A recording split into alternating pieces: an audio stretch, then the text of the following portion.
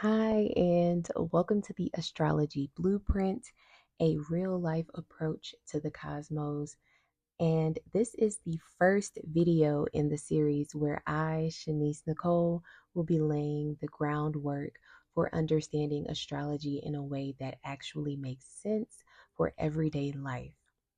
So, a lot of people assume astrology is just about sun signs or daily horoscopes, but it's much deeper than that.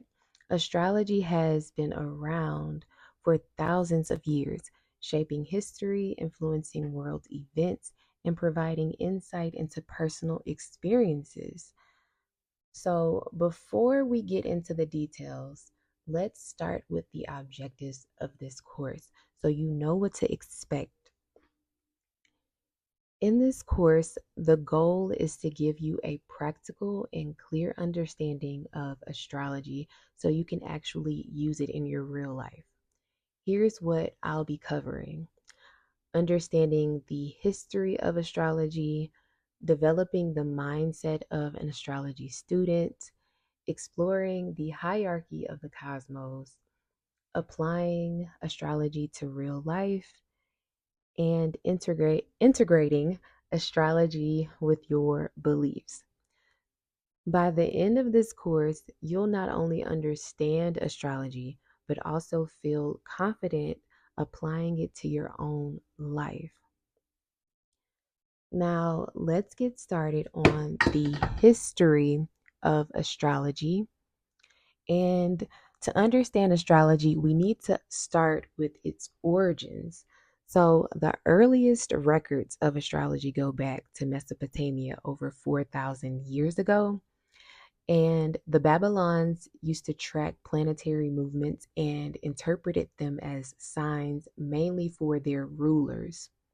Astrology back then was not personal at all. It was all about timing wars, predicting harvest, and advising kings. Then, around 300 BCE, the Greeks got involved. So, Alexander the Great got involved. And that's when astrology became more individual. They introduced the 12 house system and started using birth charts.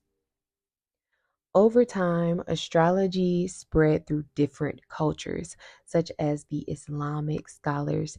They refined astrological calculations, and the medieval Europe astrologers used it used it for medicine and governance. And during the Renaissance period, astrology and science overlapped. But now today it's more accessible and we use it for more personal development or a tool for self-awareness and timing important life events. It's no longer just for kings and rulers, it's for everyone.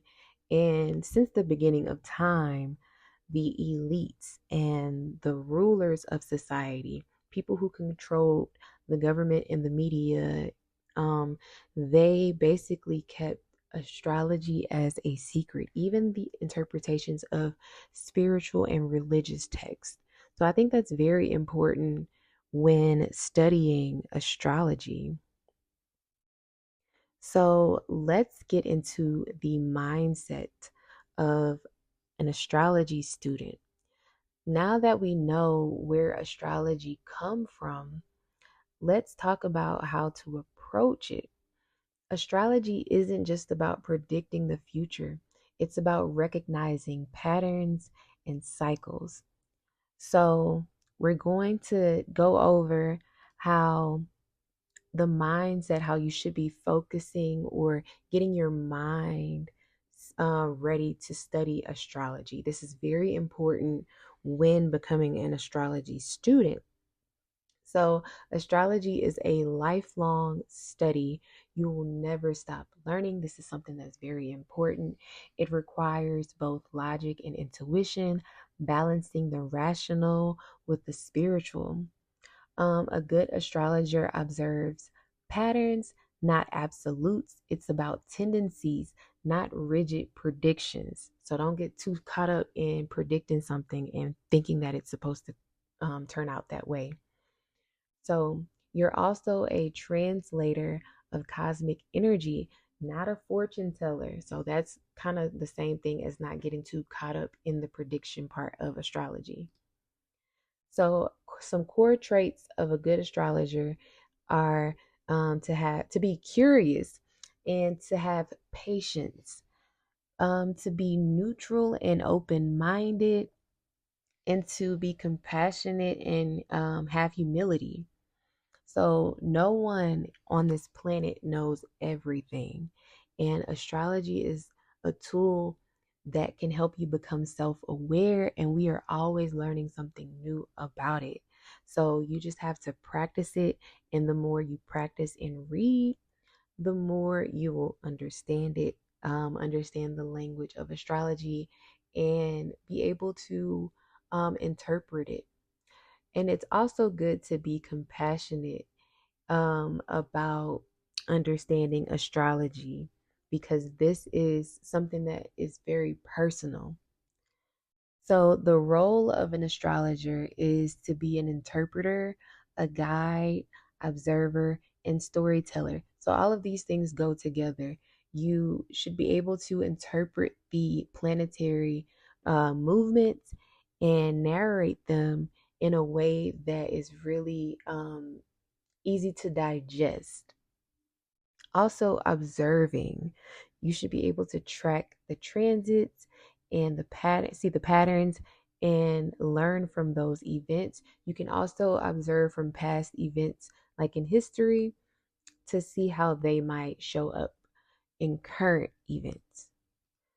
So, some of things to avoid when you are becoming an astrology student is to try not to be so focused on prediction. I cannot stress this enough. So being so determined on how something should be, something should come, some outcome, or some prediction.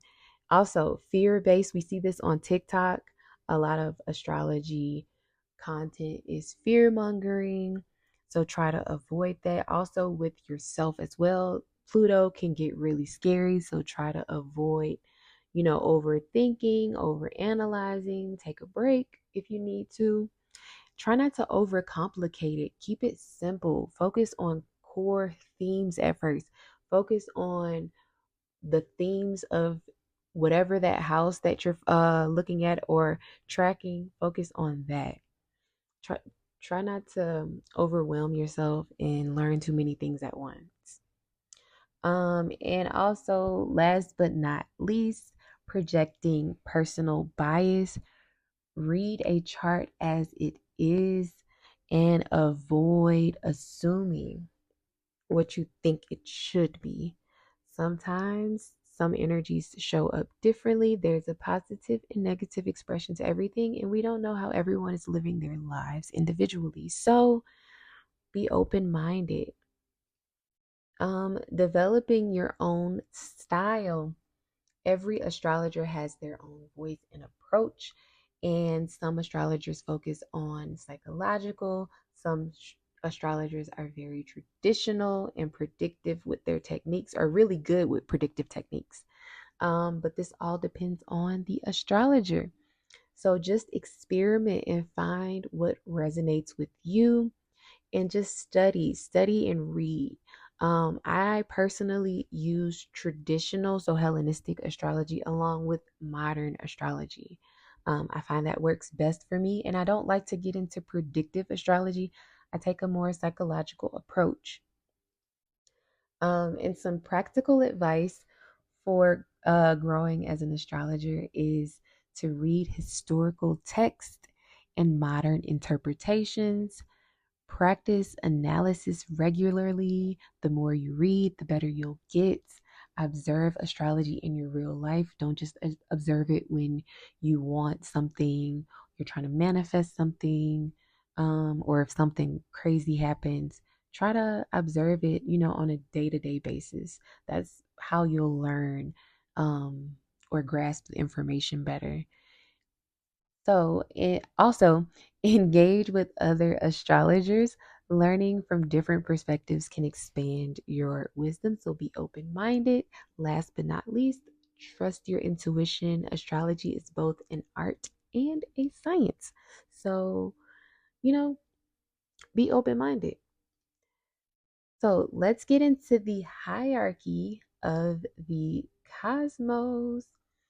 And to understand astrology, we need to know how ancient astrologers viewed the universe. The geocentric model showed that they believed the Earth was the center of the galaxy, and the seven planetary spheres show that each planet had a role in shaping fate. Celestial versus terrestrial realms, the heavens were seen as unchanging, while Earth was subject to cycles and change. And the music of the spheres, the idea that planetary motion creates the cosmic harmony influencing life on Earth.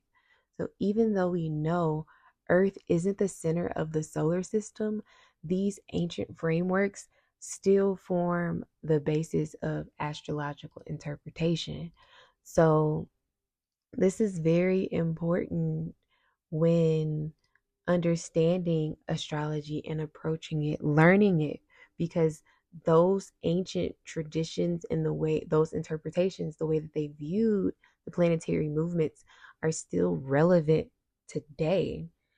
Um, and ancient civilizations, they saw how those cycles influence society, and they were able to track those, and those things still work today. I still read ancient texts and it still applies today.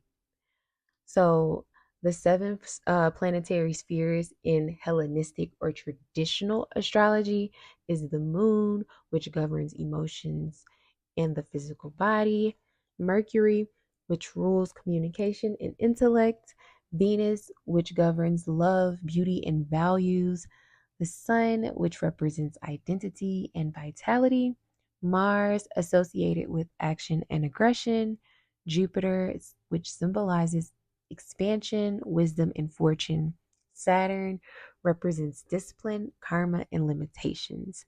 So this is just the seven planets in Hellenistic astrology. So these were the seven planets that they were able to see, just observing from Earth. And we will get into the other generational planets later on in this course.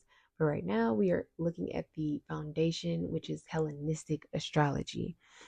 Um, and this is just, you know, surface level information, but we will go over the planets more detailed later on in the course, in another video. So, the celestial versus the terrestrial realms, the heavens were seen as unchanging and divine, while earth was seen as mortal and ever changing. And personally, I believe that the ancient astrologers didn't think that the planets influenced Earth. I think they also thought of it from a metaphorical lens, not so much as actually something is influencing us and making us do these things, because we do have free will.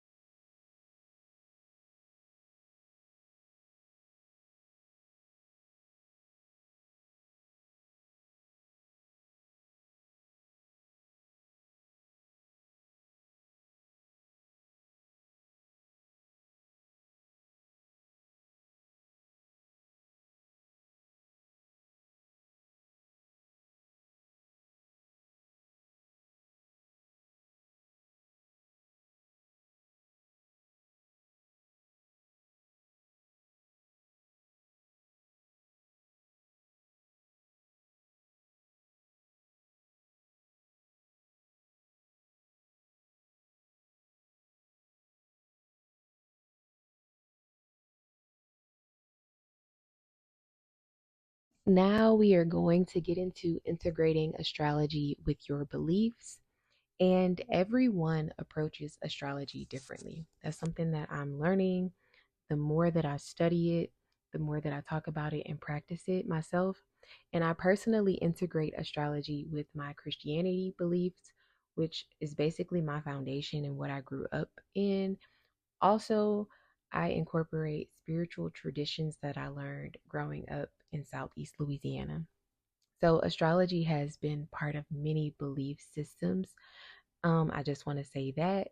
So, some belief systems are Christianity, such as the three wise men who followed the star of Bethlehem. They were magi, they were astrologers, astronomers. And in Vedic traditions, astrology is tied to karma and destiny. And also in many indigenous cultures, they track celestial movements for ritual timings. So, astrology isn't about worshiping the planets, it's about understanding the cosmic influence, like the cosmic timing, and working with those energies. And so, that's something that I like to emphasize to my clients when I personally do readings. And as an astrology student going forward, you don't have to get rid of your belief systems to practice astrology. You are not worshiping the planets, you are only tracking the cycles and seeing how they correlate to your life. Um, and so, like in many Western philosophies in Christianity, the order of hierarchy of existence is God, angels, the planets, humanity, and nature. And in Hellenistic astrology, the belief is that the planets govern fate, but they do not they do not have a sole role in shaping the destiny, and so forth and so on. So you can read the slides to see and also take a screenshot if you need to. And I will also put some resources. And going into this course, I will go further into detail about how you can apply by using examples in my life. So how you can apply your own beliefs. Um, Now let's get into the homework assignment.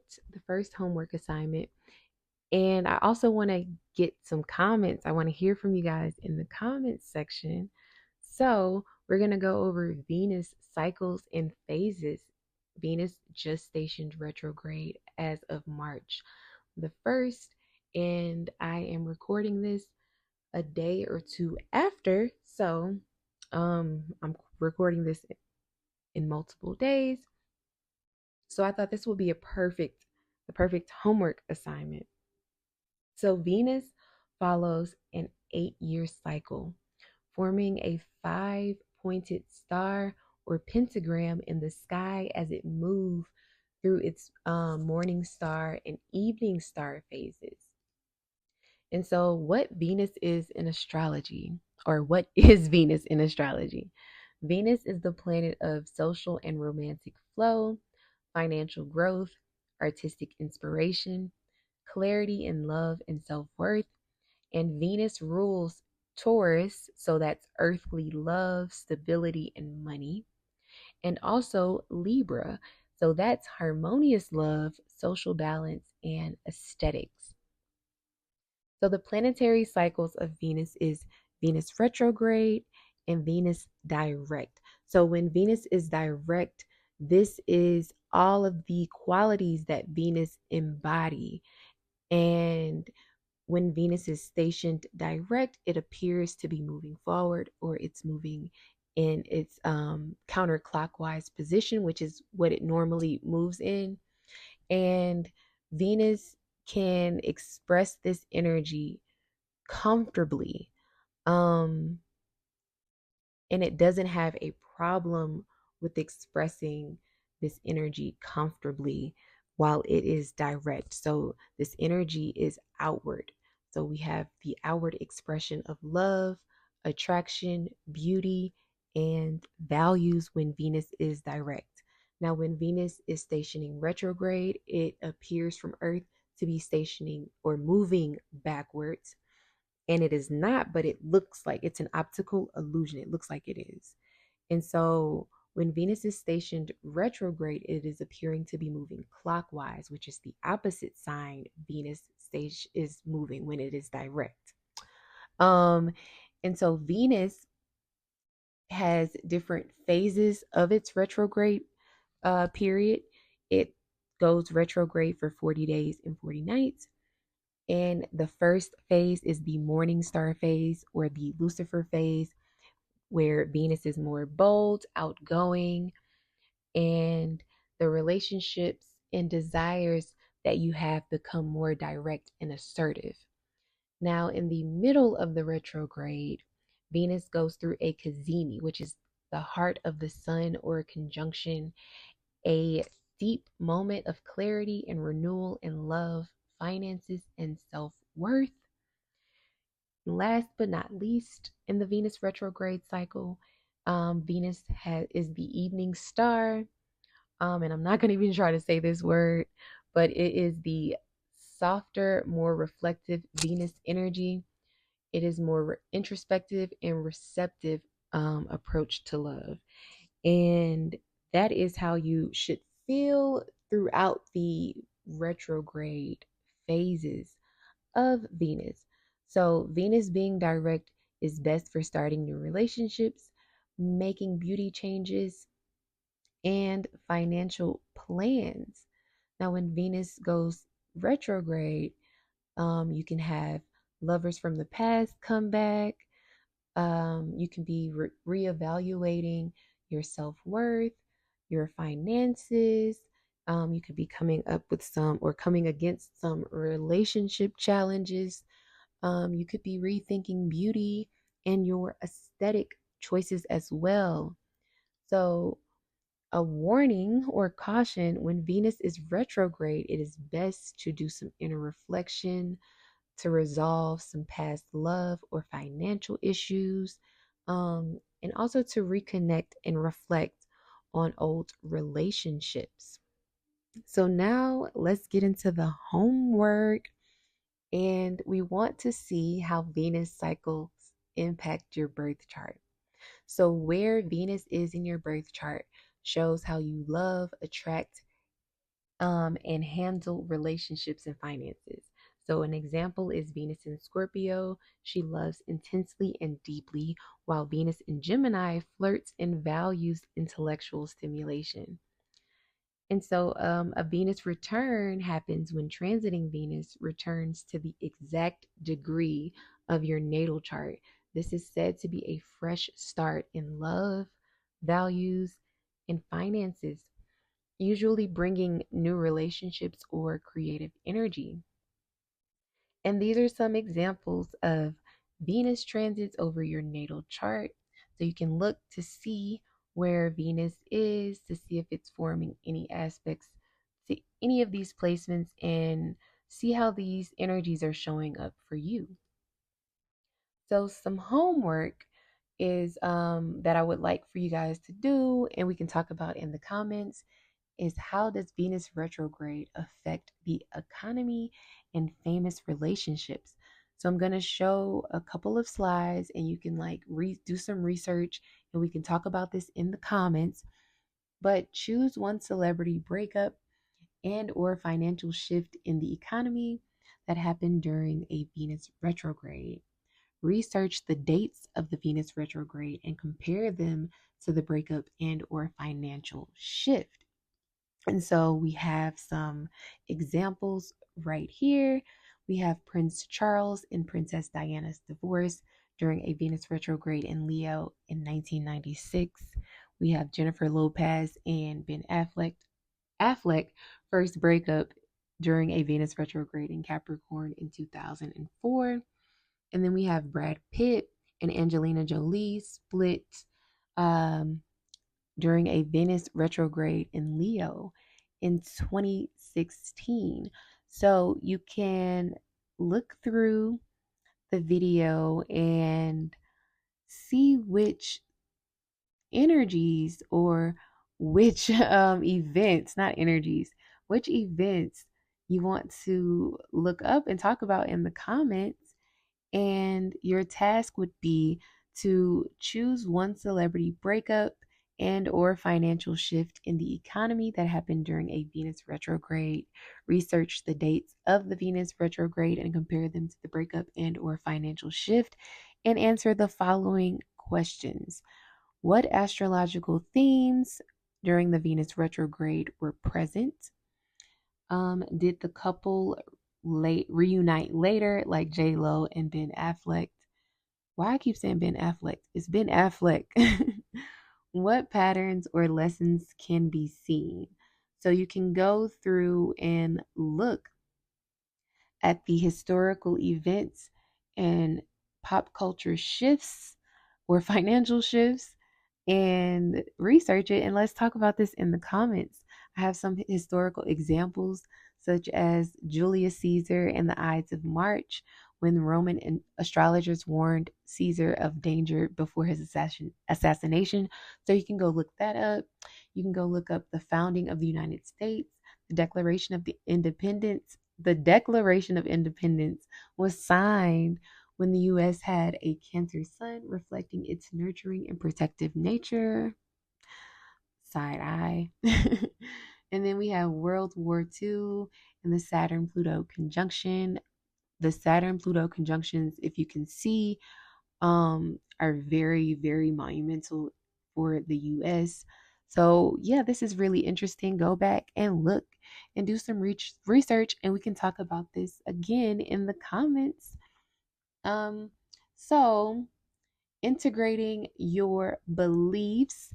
We went over all of that information. And also, we went over the homework and the planetary cycles. You can go back and rewatch this video. I don't mind if you leave any comments. If you have any questions about the assignment in the comments, let me know. And if you are interested in booking a reading with me, you can head over to my website. I do have several options available, or several services available for you to book. So head over to the celestialgardenco.com and book a reading. Until next time, we will go over the planetary sect and classifications with through the not the through the Demetria George. What am I talking about? We're going to be referencing the Demetria George Ancient Astrology and Theory and Practice books. So we'll go over chapters 3 through 7 in next week's video. I don't know why I can't talk in this video. And I'll also be going over Chris Brennan's Hellenistic Astrology, the study of fate and fortune, which is chapter 7 in next week's video. So we'll be going over the planets, their significations, and classifications. Until next time, you guys. Peace.